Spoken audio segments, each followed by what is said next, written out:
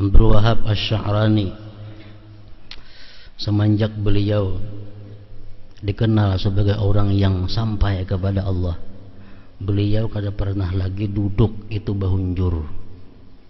Duduknya bahunjur batis itu kada pernah. Kenapa? Karena itu kurang adab di hadapan Allah Subhanahu wa ta'ala. Di hadapan guru kita malah bahunjur, kada mau. Kenapa? Beradab depan guru. Karena guru ada di hadapan kita.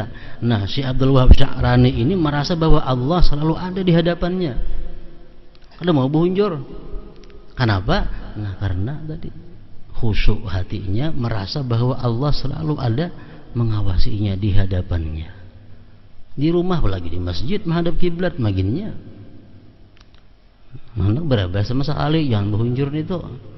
Bahunjur itu duduk orang nang kada beradab. Duduk orang kada beradab.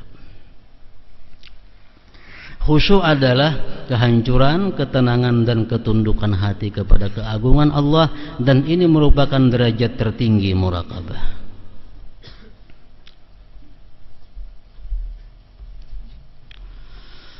Sebagaimana telah kamu ketahui, khusyuk berhubungan dengan muraqabah,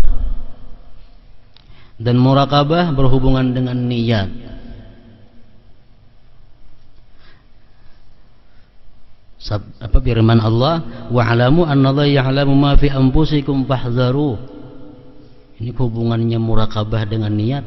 Ketahuilah bahwa Allah mengetahui apa yang ada di hati kamu, maka waspadalah kamu terhadap hati itu. Hati kita ada dendam dengan seseorang, hati kita ada dengki dengan seseorang, hati kita ada punya niat buruk terhadap orang.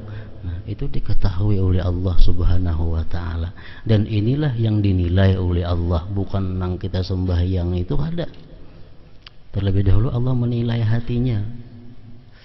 Bila orang hati ini selamat daripada demikian, hanya dinilai Allah bacaan Qur'annya, hanya dinilai Allah sembahyangnya, dinilai Allah puasanya, dinilai Allah semua ibadahnya. Allah pertama memandang kepada hatinya. Adakah hati ini dengki kepada orang? Adakah hati ini sombong? Adakah hati ini merasa besar? Nah, itu pertama dinilai oleh Allah. Nah, muraqabah inilah yang membuahkan kita khusyuk. Hendak sombong timbul di hati, aku diawasi oleh Allah. Hendak riya lawan orang dalam hati, minta nilai kepada manusia, ingat, hatiku diketahui oleh Allah. Nah, muraqabah. Karena itulah Sayyid Abdullah bin Alawi Al-Haddad radhiyallahu anhu mengumpulkan ketiga-tiganya dalam satu bait syair, muraqabah, niat dan khusyuk tadi. Derajat tertinggi muraqabah adalah derajat kaum muqarrabin. Mereka tenggelam dalam penyaksian kepada Allah, sehingga mereka hanya berbicara tentang Allah, mendengar dari Allah, dan tidak perlu lagi mengawasi amalan jasmaninya, sebab jasmaninya akan bergerak sesuai dengan isi hatinya. Artinya jasmaninya akan selalu berbuat baik karena hatinya baik. Artinya orang nang muraqabah ini untuk orang-orang nang muqarrabin itu membuat dia ini terpana. Nah, dia ini merasa malu kepada Allah sehingga hilang perasaannya.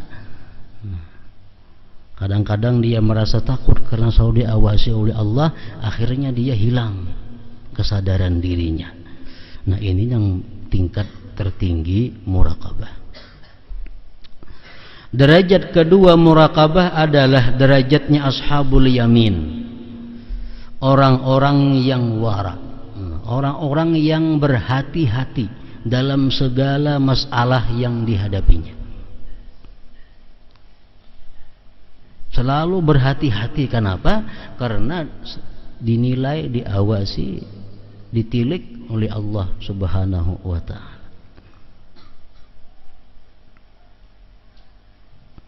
Hati dan jasmani mereka merasa diawasi Allah,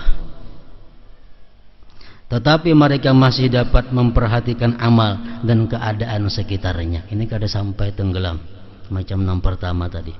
Mereka tidak terpana oleh rasa malu kepada Allah karena merasa sedang diawasi olehnya. Oleh karena itu mereka masih harus memperhatikan berbagai amalnya. Jika amal tersebut memang benar-benar ikhlas karena Allah, mereka mengerjakannya. Dan jika untuk selain Allah, maka mereka meninggalkannya. Nah, jadi dimulai murakabah tadi. Mungkin kita kada musyaratah dahulu, nah apa nang di murakabah? Mungkin kita nih kada berjanji lawan diri, nah apa nang kita intai? Amun kada kawa secara keseluruhan itu bertahap. Nang apa nang kita katuju maksiat nang kita gawi, itu dahulu nang kita janjikan lawan anggota kita. Umumnya orang ini katuju berdusta, katuju bergibah, nah, katuju berkata nang sia-sia, katuju melihat nang haram. Nah, di pagi hari mensyaratkan dia kepada dirinya untuk meninggalkan itu. Nah, jadi kada banyak nang diawasi 4-5 macam aja dulu. Nah, 4-5 macam diawasi. Karena yang bermagrib hanya dievaluasi, dihitung, ditindak.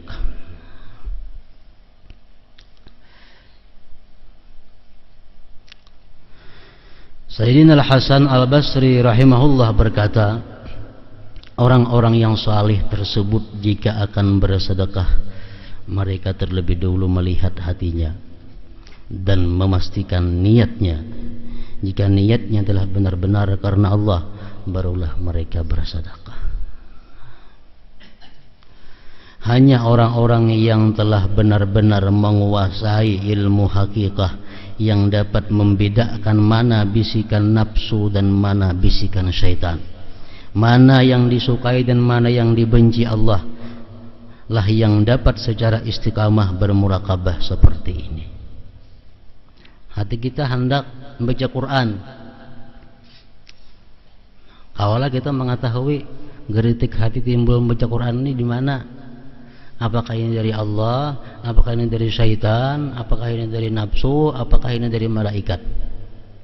Nah, kita dituntut untuk selalu bisa membedakan khatarul qalb, geritik hati itu.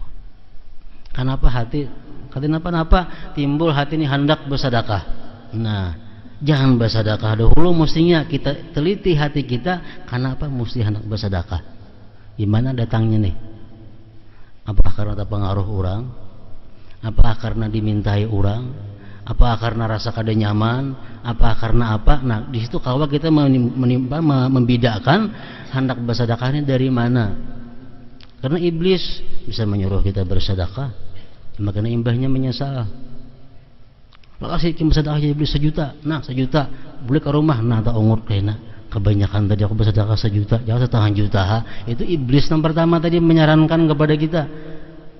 Ujungnya menyesal. Maka bila beribadah menyesal, ada berpahala lagi. Jadi kita ketahui dahulu gerak-gerik hati ini di mana, siapa yang menggerakkannya.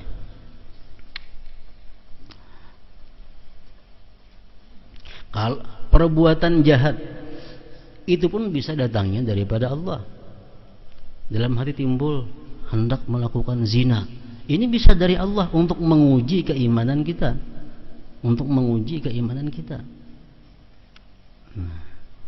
bisa dari setan, bisa dari nafsu. Nah, itu ada kaina rinciannya untuk mengetahui geritik-geritik hati yang macam itu. Adapun seseorang yang belum dapat bersikap demikian, yang belum tahu membedakan mana khatar hati yang dari Allah, dari malaikat, syaitan, nafsu, maka dikhawatirkan dia akan masuk dalam kelompok orang-orang yang tersebut dalam ayat berikut, alladzina dhalla sa'yuhum bil hayatid dunya wa hum yahsabun annahum yuhsinuna sun'a. Yaitu orang-orang yang telah sia-sia perbuatan dalam kehidupan dunia ini, sedangkan mereka menyangka bahwa mereka berbuat sebaik-baiknya. Ini yang dikhawatirkan. Dalam dunia kita merasa rasa harat, dalam dunia kita sudah merasa rasa sudah beribadah, dalam dunia kita sudah merasa rasa bersalawat, dalam dunia kita sudah merasa rasa sosial. Di akhirat kayaknya kada apa-apa, kada ada hasilnya, kada ada nilainya. Nah, ini ujar Tuhan, alladzina dhalla sa'yuhum bil hayatid dunya wa hum yahsabun annahum yuhsinuna sun'a, yaitu orang-orang yang telah sia-sia perbuatannya dalam kehidupan dunia ini, sedangkan mereka menyangka bahwa mereka berbuat sebaik-baiknya.